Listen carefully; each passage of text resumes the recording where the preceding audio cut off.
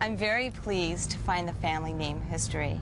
I will give this gift to my mother from Ellis Island. When I opened the box and found the beautiful work that was done, all of the detail and information, I was just amazed. I just couldn't believe that they knew that much about my family name.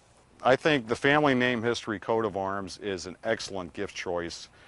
Just the quality and workmanship, the impressiveness of this hanging on the wall in your favorite room, be it the den or your office. Actually, the boat that my grandfather had come over to America on from Italy, and so when I came to Ellis Island on just a weekend vacation, I decided that this would be a nice gift to give to my father to go along with the history from his father.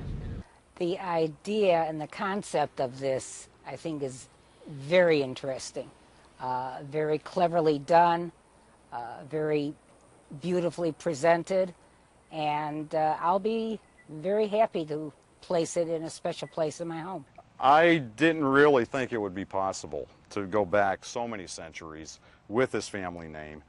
Here we're tracing back to 1599, and we've discovered there is actually a nobleman in the family to where this family name can be traced back to. I mean, that itself, I think, is very exciting. My grandmother's research had uncovered that the family had immigrated into the United States through Virginia and Maryland, and I was pleased to read in the certificate that it says that the ancestor came in and joined the Virginia militia. I'm very impressed by the research that went into this family name. I never knew it went back as far as it did. When I was reading the information and I came upon the date 1066, I was very surprised to find out that this information was even available. I didn't realize paperwork was still around that old.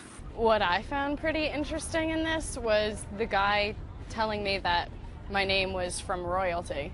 That was what I liked. I mean, that's neat.